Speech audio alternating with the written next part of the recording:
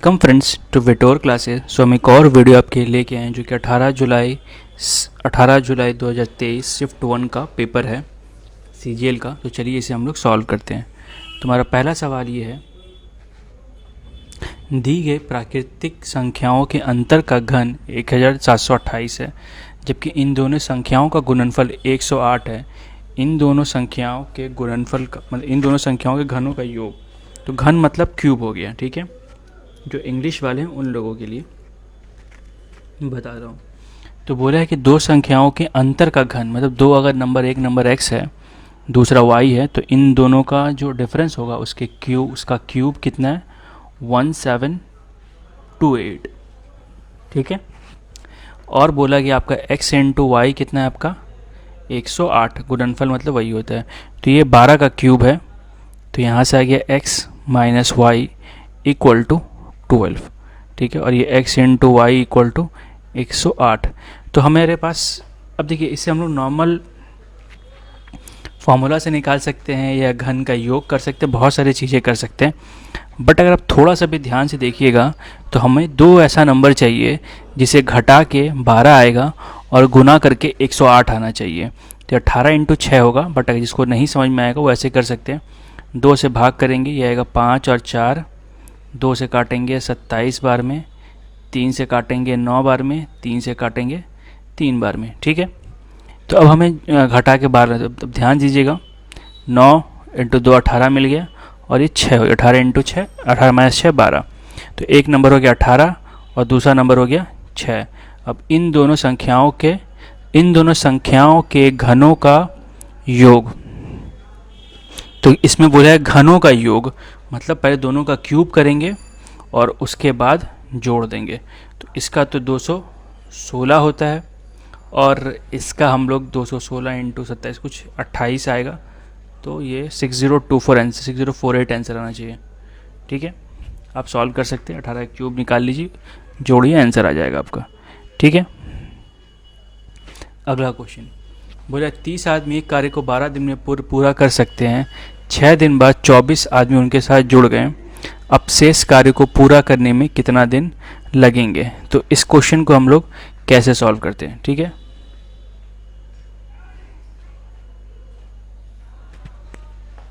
तो अगर आप ध्यान दीजिएगा यहाँ पे, तो देखिए 30 आदमी हैं, 12 दिन में काम पूरा हो जाना चाहिए था। इसमें से 6 दिन काम हुआ, तो बचा कितना दिन, 6 दिन। तो इतना काम बाकी है, ठीक है। 6 दिन का काम पूरा हो गया, तो 6 दिन का काम बचा हुआ, इसलिए 30 गुने 6 करेंगे। ये किसके बराबर होगा, अब 24 आदमी जुड़ गए, तो पहले 30 आदमी थे, अब हो गए 54, और हमें निकालना है कितना आदमी बचा हुआ है।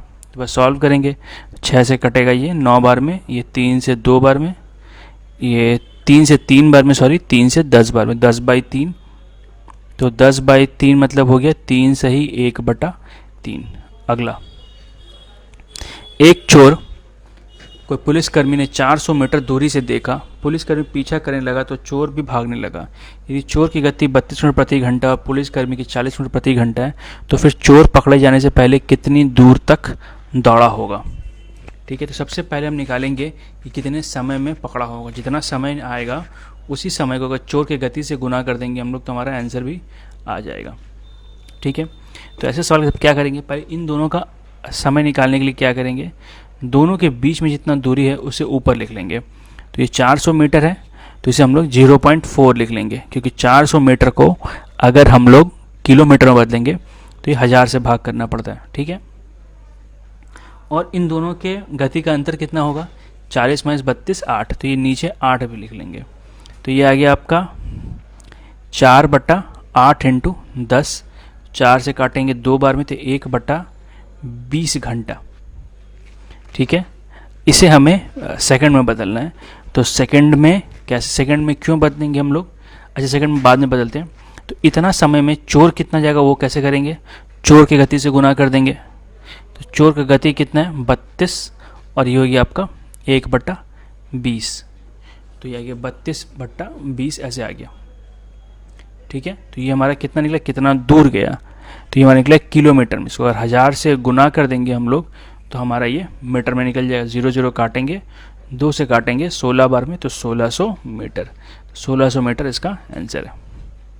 अगला क्वेश्चन, दो प्राकृतिक संख्याओं के बीच का अंतर, दो प्राकृतिक संख्याओं के बीच अंतर का घन इतना है, जबकि इन दो संख्याओं के घनों के बीच का घनात्मक अंतर निकलेगा। तो सेम सवाल है, बस उसमें प्लस किए थे, इसमें a cube minus b cube कर देंगे हम लोग। तो 18 का क्यूब माइनस 6 का क्यूब करेंगे तो भी आंसर हमारा आ जाएगा, जो कि होगा 5616। अगला क्वेश्चन, एक कंपनी द्वारा 10 मीटर ऊंचाई और 40 मीटर आधार व्यास वाले एक संघाकार तंबू लगाया गया। तंबू की वक्र पृष्ठ क्षेत्रफल क्या होगा? तो देखिए, तो सबसे पहले वक्र पृष्ठ क्षेत्रफल के लिए पाई आर एल चाहिए हम लोग को, ठीक है। तो अगर शंकु बनाएंगे हम लोग, तो ये शंकु है आपका, ये ऊंचाई आपको दे दिया गया 10 और ये बोला था आपको 48 है टोटल, तो ये 24 होगा। तो ये कितना होगा? तो ये देखिए एक तरह से 90 डिग्री बनेगा, तो ये जो लाइन होगा 26 होगा पाइथागोरस को यूज़ करके। तो आपको याद रखना है 10 24 26 का ट्राइड होता है, ठीक है। तो ये 26 हो गया। तो पाई आर एल मतलब कितना हो गया? पाई को मान निकालने की दिया है पाई में आंसर। आर हमारा 24 हो गया और एल हमारा 26 हो गया। बस इसे हमें गुना करना है। तो जैसे ही गुना करेंगे तो आएगा 624 पाई, ठीक है। अगला क्वेश्चन हमारा ये साइन के हिसाब से सॉल्व करना है हमें। तो इसे हम लोग कैसे सॉल्व कर सकते हैं, ठीक है। तो अब हम इसे क्या कर सकते हैं कि कोई दो नंबर मान के आप इसे बिठा के सॉल्व कर सकते हैं। अदरवाइज इसमें फॉर्मूला लगाना पड़ेगा हमको, जो कि फॉर्मूला थोड़ा कॉम्प्लिकेटेड हो सकता है। तो हम क्या करेंगे, एक ऐसा वैल्यू मान लेंगे जिसको हम सॉल्व करते उसे देखते क्या आता है।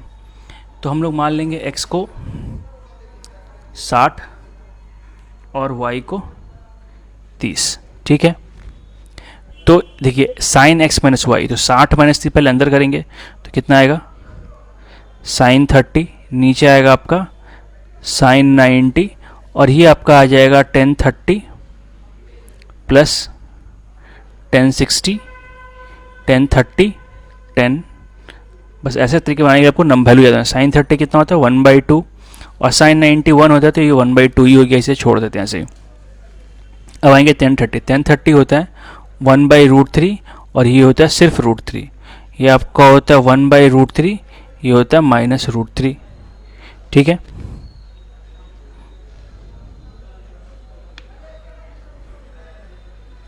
अच्छा नहीं, इसमें क्या है आपका एक मिस्टेक हो गया यहाँ पे, हमने y को 30 माना है, तो ये √3 पहले आएगा और 1/√3 बाद में आएगा। ये ध्यान रखिएगा थोड़ा, ये कभी कभी गलतियाँ हो जाती है जो हमें नहीं करनी चाहिए।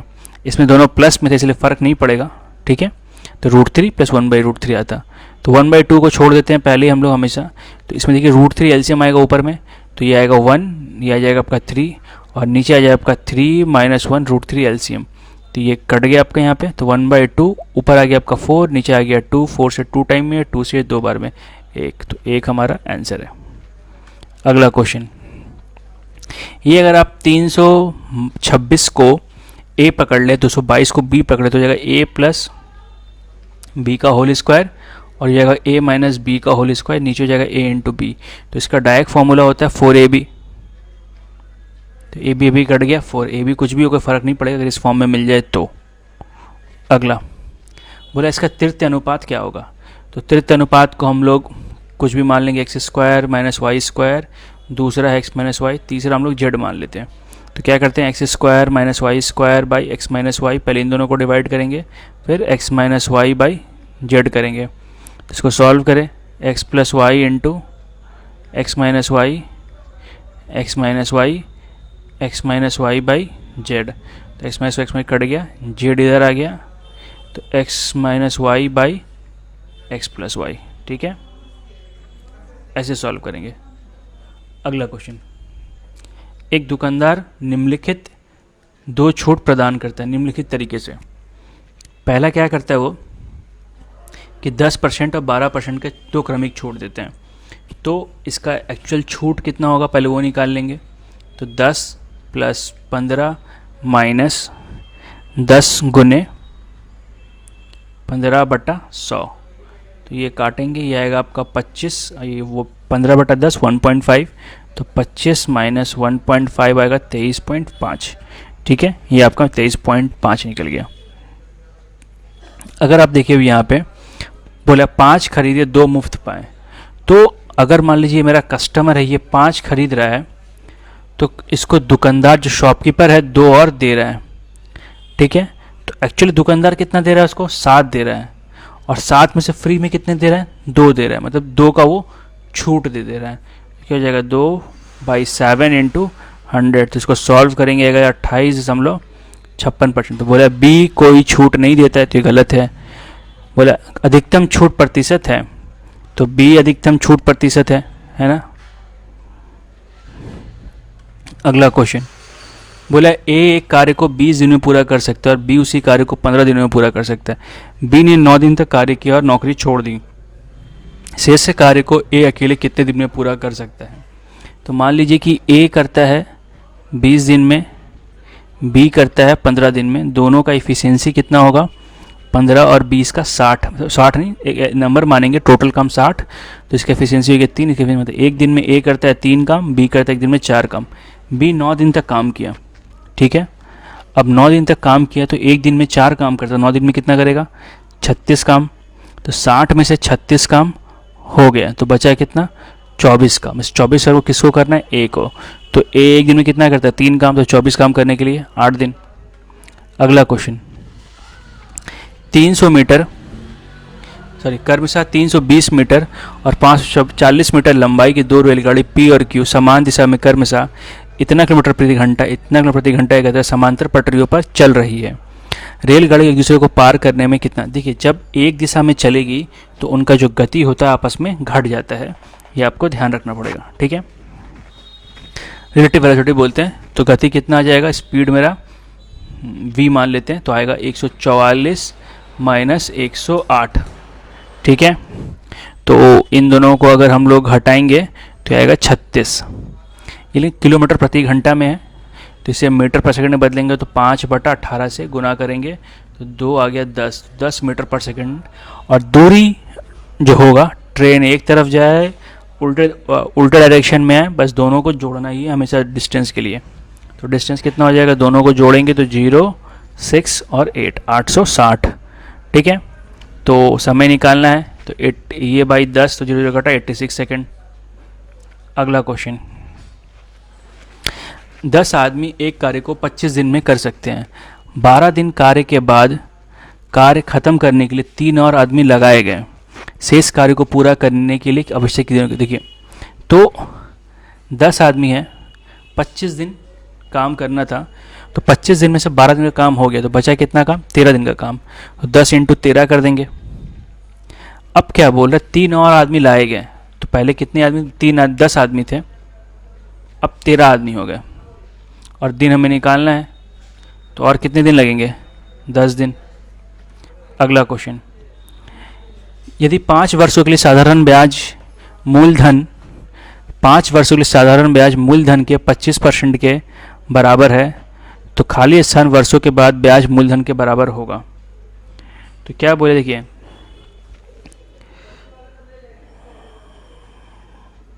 बोला क्या है कि 5 साल बाद जो ब्याज होगा वो मूलधन के 25% के बराबर है।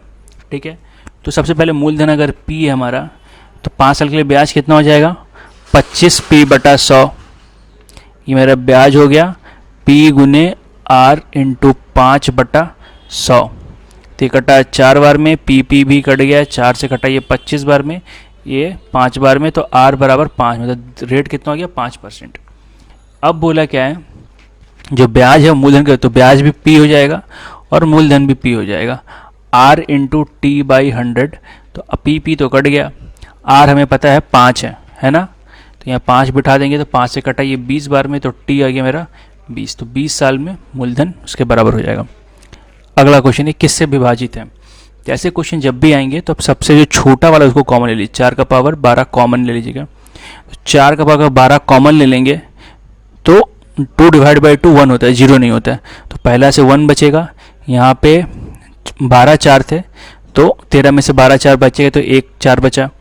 फिर यहाँ बचेगा 4 का पावर 2, यहाँ बचेगा 4 का पावर 3, तो ये आएगा 1, ये आएगा 4, ये आएगा 16 और ये आएगा 64। तो सबको जोड़ेंगे 16, 64, 80, 80, 85, तो 4 का पावर 12 इंटू 85। 85 किससे कटता है ना, 3 से कटा से 17 से, तो 17 से डिविजिबल है। ठीक है, अगला क्वेश्चन। अगला बोल दिया कॉटे बराबर 12/5 है।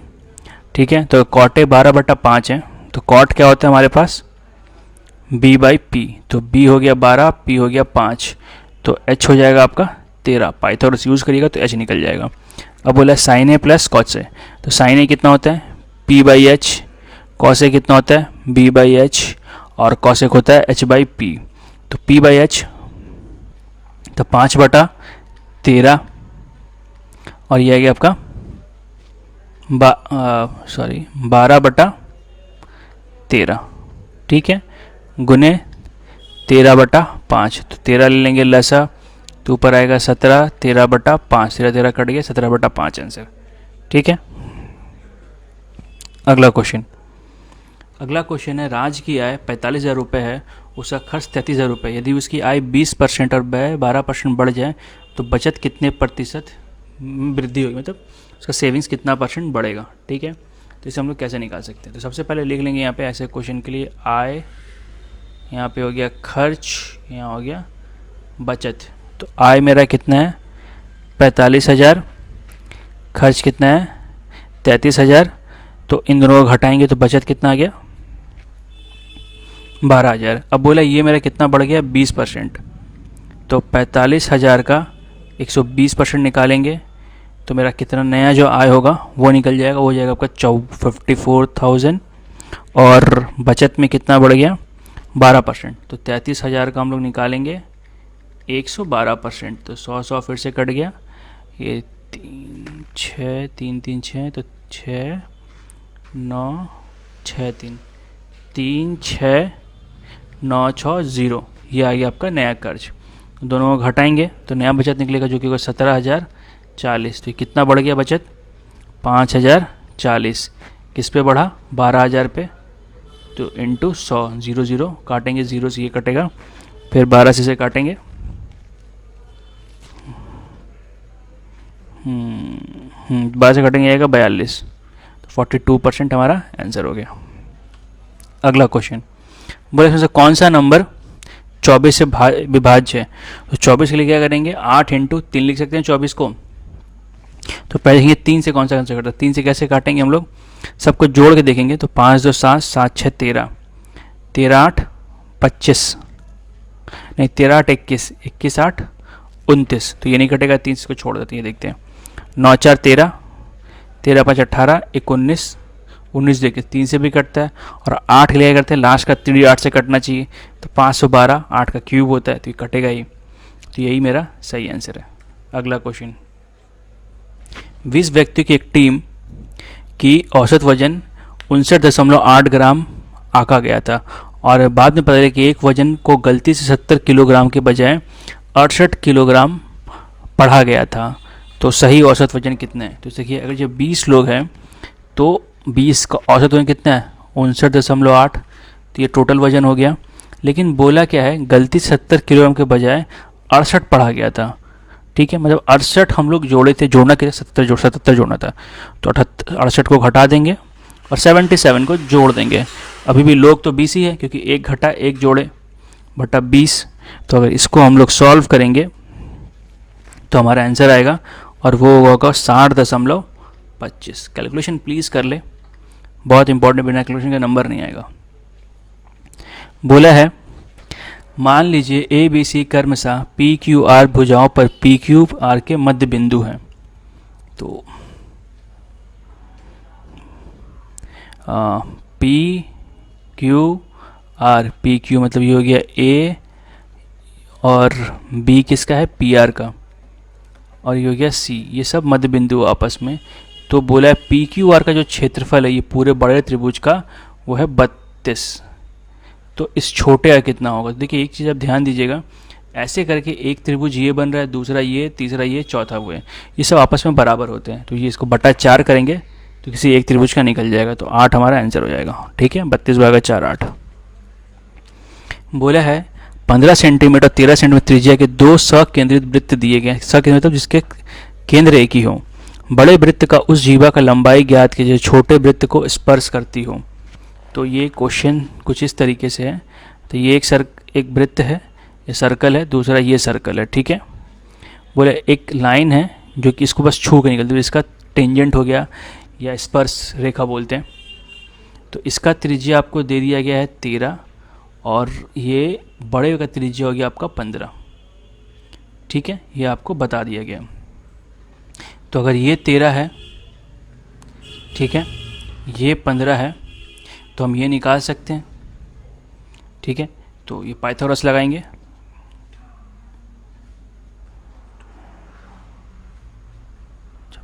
तो ये अगर निकालेंगे, इसको h पकड़, इसको p पकड़ लेते हैं, तो ये आएगा p square plus 13 square equal to 15 square. तो p स्क्वायर कैसे लिखेंगे, 15 स्क्वायर माइनस 13 स्क्वायर, तो ये आएगा 28 इंटू 2। कैसे आया, a plus b a minus b. तो p से यहाँ रूट करेंगे, तो 2 इंटू 14। ठीक है, तो 2 बाहर आ जाएगा, रूट 14। अब इसका डबल कर देंगे तो पूरा जीवा कॉर्ड का लंबाई निकल जाएगा, जो कि 4 रूट 14। अगला क्वेश्चन बोला ना 10,000 रुपये की वस्तुओं की खरीद पर एक दुकानदार अपने ग्राहकों को 500 रुपये का छूट प्रदान करता है। इसके अलावा क्रेडिट कार्ड से खरीदारी करने पर वह 7% की अतिरिक्त छूट देता है। यदि कोई ग्राहक क्रेडिट कार्ड का उपयोग करके 10,000 रुपये का सामान खरीदता है तो उसे कितना भुगतान करना पड़ेगा। तो सबसे पहले वो कितना छूट दे रहा है, 500 रुपये। तो 10,000 में 500 घटाएंगे कितना बचेगा, 9,500। अब इस पर कितना छूट दे रहा है वो, 7% का। तो 7% का छूट मतलब कितना हो गया, 93% वो ले रहा है उनसे। तो दोनों को बस 0 0 काटेंगे और गुना करेंगे, तो ये आंसर आएगा 8835। ठीक है, इस तरीके से इस क्वेश्चन को हम लोग सॉल्व कर सकते हो। तो यही थे, इतने ही क्वेश्चन है इसमें। तो अगर अच्छा लगा हो वीडियो तो प्लीज़ लाइक करें, कमेंट करें, शेयर। अच्छा, एक दो क्वेश्चन और है तो भी देख लेते हैं। एक क्वेश्चन ये है हमारा 10a/2 इक्वल टू x है। तो हमारा कौन सा ऐसा वैल्यू है जो x के इक्वल होगा। तो इसको हम कुछ तरीके से सॉल्व कर सकते हैं हम लोग। ठीक है, बट शायद आपको ये फॉर्मूला ध्यान नहीं हो। इसका एक डायरेक्ट फार्मूला होगा, तो ये डायरेक्ट आंसर थर्ड वाला याद रख सकते हो कि इसको हम लोग डायरेक्ट थर्ड का आंसर लिख सकते हैं, क्योंकि डिराइव करने में इसमें टाइम लगेगा बहुत ज़्यादा। ये बेसिकली sin a/2 फिर cos a/2 करेंगे, फिर वहाँ से उसको हम डिफरेंट फार्मूला लिख के इसका सॉल्व करेंगे। ये एक तरीका ये कर सकते हैं कि आप a को कुछ मान लीजिए, a को आप मान लीजिए 60। तो क्या दिया हुआ है, 10a/2, a मतलब 60। ठीक है, ये 60 मान सकते हैं या 45 भी, 45 पर दोनों वैल्यू सेम हो जाएगा क्योंकि साइन कॉस दिया हुआ है। तो a/2 60, तो a/2 में 60/2 30, तो 1/√3। और 1/√3 किस में आएगा, तो अब वैल्यू डायरेक्टली अगर ये आंसर पता ही है तो वैल्यू बिठा के देखते हैं हम लोग। तो क्या आएगा, ऊपर है 1 माइनस cos 60। ठीक है, तो cos 60 कितना होता है, 1/2, और ये होगा 1/2। तो ऊपर तो आ जाएगा रूट ओवर में 2 माइनस 1/2, ये नीचे आएगा 2 प्लस 1/2। तो ऊपर आ गया 1/√2, नीचे आ गया √3/√2। ठीक है, तो √2 कट गया, 1/√3 बस इसी में आएगा। तो यही आंसर हो गया। अगला क्वेश्चन बोला है 10 सेंटीमीटर 5 सेंटीमीटर त्रिज्या वाले दो वृत्त एक दूसरे को बाहरी रूप से एक बिंदु A पर स्पर्श करते हैं। क्या बोला है कि 10 सेंटीमीटर 5 सेंटीमीटर त्रिज्या वाले दो वृत्त एक दूसरे को बाहरी रूप से एक बिंदु P पर स्पर्श करते हैं। ठीक है, तो स्पर्श किया जाए उसमें कौन सा डायग्राम, सबसे पहले डायग्राम बनाना पड़ेगा हमें इसे, और उसके बाद हम लोग इसका कुछ कर सकते हैं। तो एक डायग्राम बना लेते हैं पहले। मान लीजिए ये मेरा एक वृत्त है और दूसरा वृत्त ये है, ये इस बिंदु पर टच कर रहा है। O1 O2 इसके वृत्त के केंद्र है। तो यहाँ पे O1 हो गया, O2 हो गया। बोला है कि तो सीधी उभनिष्ठ स्पर्श रेखा, मतलब ये उस स्पर्श रेखा क्या होगा, तो ये हो गया PQ। इसका लंबाई नहीं, इसका डायरेक्ट सा फॉर्मूला है, जब ऐसा डायग्राम रहेगा तो 2√R1 इंटू R2, ठीक है। एक तिर्यक अलग फॉर्मूला है, ये सीधी उभनिष्ठ है। तो यहाँ पे ये फॉर्मूला हो गया, तो बैठाइए फॉर्मूला, ये हो गया 10 इंटू 5, तो ये 2 इंटू 5 हो जाएगा 10, तो 1 5 बाहर आ जाएगा, तो 10√2 आंसर हो गया। तो इस तरीके से इसको हम लोग सॉल्व करते हैं, और ये लास्ट क्वेश्चन है। तो अच्छा लगा हो वीडियो तो प्लीज़ लाइक करें, कमेंट करें, शेयर करें, सब्सक्राइब करें, एंड प्लीज़ अपने दोस्तों के साथ शेयर करें इस वीडियो को, और कमेंट में ज़रूर बताएं कैसा लगा आपको वीडियो। देखने के लिए thank you, and all the best for your exams friends. Thank you for watching.